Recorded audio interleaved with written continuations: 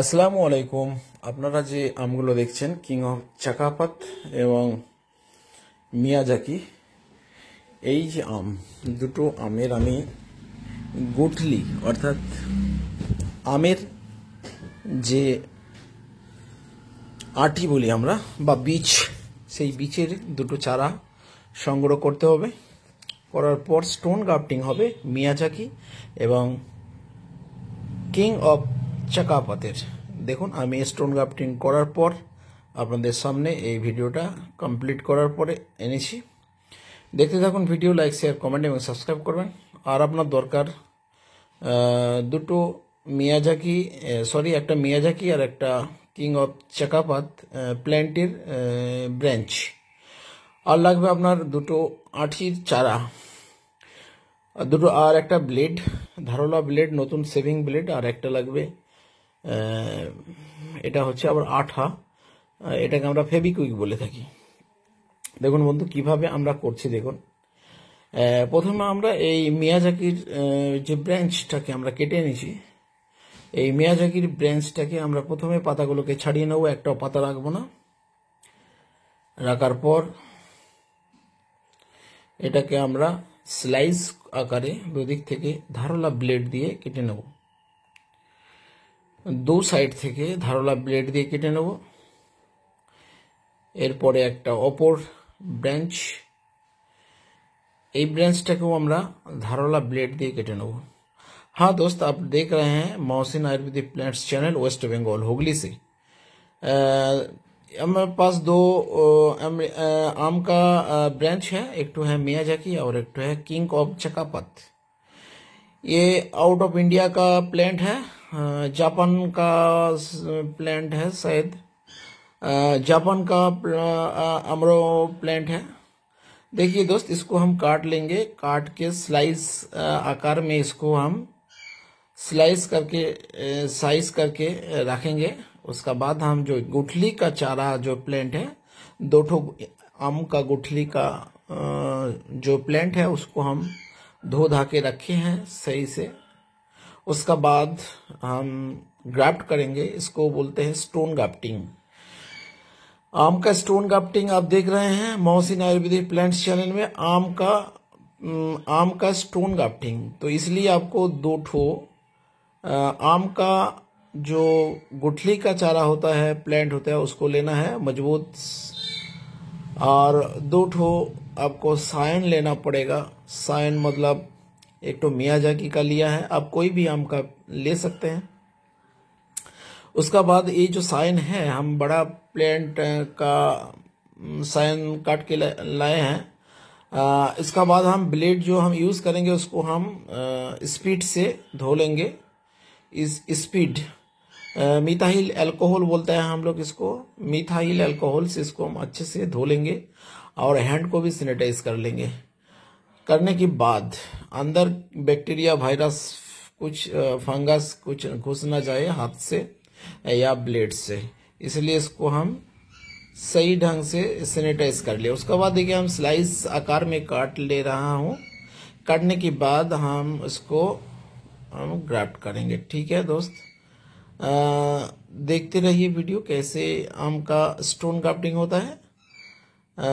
ये जो प्लांट आम का गुठली का प्लांट लिए हैं, वो उसका उम्र है लगभग 1 महीना के आसपास होगा या 20 दिन के आसपास होगा। और ये जो साइन लेके आया है, ये बड़ा आम, फलता फूलता आम प्लांट है।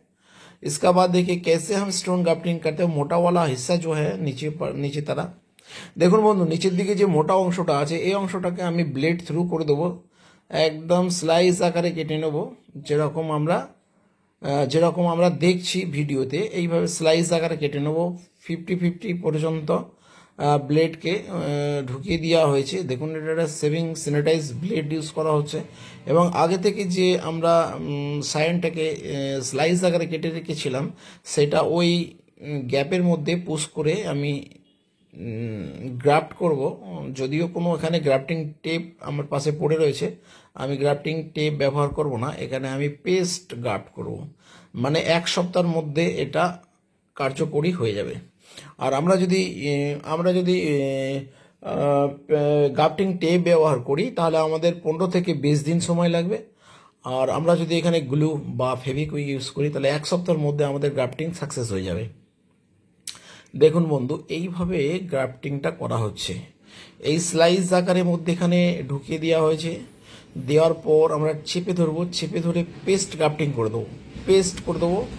উপর গ্রাফটিং হবে, ভেতরে কোনো রকম গ্লু বা আঠা যাবে না।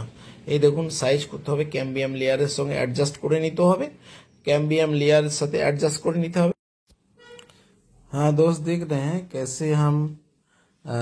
कैसे हम गाम से, इसको फेविक्विक बोलते हैं, गाम से हम चिपका देंगे। देखिए ऐसा करके एडजस्ट करके अंदर दबा दीजिए। उसका बाद स्लाइस पार्ट जो है मियाजाकी का या किंग ऑफ चकापत का, जिसमें फ्लावर फूल सब कुछ होता है, उसी का एक तो ब्रांच इसको हाँ घुसा देंगे।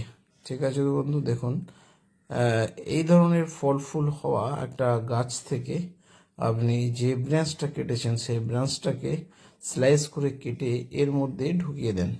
ঢুকিয়ে যেভাবে ভিডিওতে দেখানো হচ্ছে ঠিক এভাবে ঢুকিয়ে দেওয়ার পর ভালো করে গ্লু দিয়ে বোথ সাইড থেকে ভালো করে গ্লু দিয়ে টিপে ধরুন।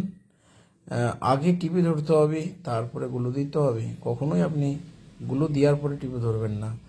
যদি আপনার গ্লু ভেতরে ঢুকে যায় তাহলে আপনার এই গ্রাফটিংটা সাকসেস হবে না। আমি দেখাচ্ছি গ্রাফটিং হয়ে যাওয়ার পর। এই দেখুন এরকম কন্ডিশনে একটা হবে। দ্বিতীয়বার একটা গ্রাফটিং করে দেখাচ্ছি, কিং অফ চাকাপাত। স্লাইস আকারে ছুলতে হবে, থিতো হয়ে না যায়। ধারলা ব্লেড ইউজ করতে হবে। এখানে বৃষ্টি হচ্ছে বন্ধু, সবসময় বর্ষাকাল চলছে। আপনারা দেখছেন মহসিন আয়ুর্বেদিক প্ল্যান্টস চ্যানেলে কিং অফ চাকাপাত মিয়াজাকি আমের ব্রাঞ্চের সাথে আঠির চারা বা বীজের চারা, 1 মাসের চারার স্টোন গ্রাফটিং দেখছেন। এ দেখুন এইভাবে আমরা ব্লেড দিয়ে, ধারালো একটা স্যানিটাইজ ব্লেড দিয়ে এই মোটা অংশটাই কেটে নেব। নেয়ার পর আমাদের যে সায়নটা রাখা আছে সেই সায়নটা আমরা এখানে অ্যাডজাস্ট করে ভিতরে পুশিং করে দেবো, স্লাইস আকারে কাটা। এবং এর সারফেসের উপরে আমরা গ্লু ব্যবহার করছি। আমার হাতে রয়েছে ফেভিকুইক। এভাবে আমরা এটাকে গ্রাফট করার পর নির্দিষ্ট পট বা পাত্রে রোপণ করে দেব। দিন 15 পর যখন এখান থেকে ব্রাঞ্চ ছাড়তে শুরু করবে তখন আমরা পাশের যে আঠির চারাটা রয়েছে ওই চারাটাকে আমরা কেটে দেব।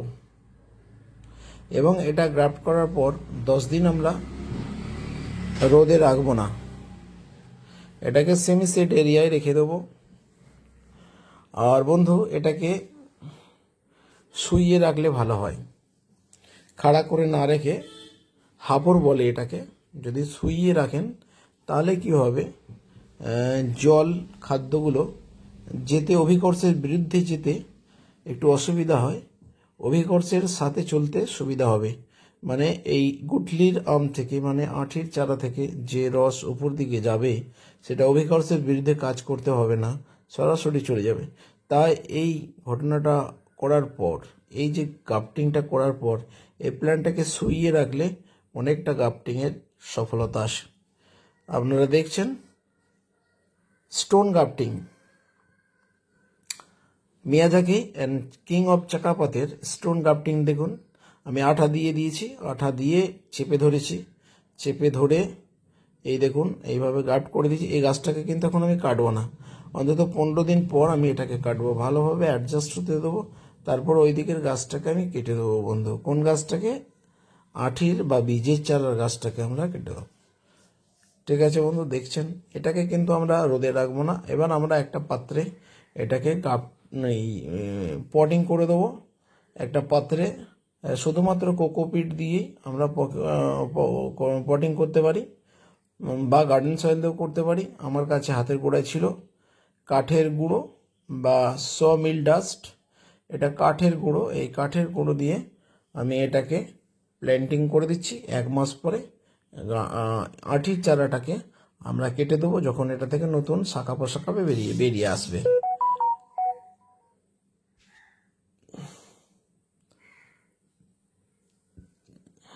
ভিডিও দেখতে থাকবেন। ভিডিও ভালো লাগলে লাইক এবং চ্যানেলটাকে সাবস্ক্রাইব করে রাখবেন পরবর্তী ভিডিও পাওয়ার জন্য। এইভাবে আমরা এটাকে রোদ থেকে সরিয়ে রাখবো। অন্তত 15 দিন পর এখান থেকে নতুন শাখা পোশাখা বেরিয়ে আসবে, তখন আটির চারা দুটোকে কেটে দেবো। ঠিক আছে বন্ধু, এইভাবে আপনারা বা আমরা বিদেশি গাছগুলোর যে দামি দামি গাছ 600, 800, 900 টাকা করে যে নেয়, সেগুলো আমরা সাশ্রয় করতে পারবো। ঠিক আছে, খোদা হাফেজ, জয় হিন্দ।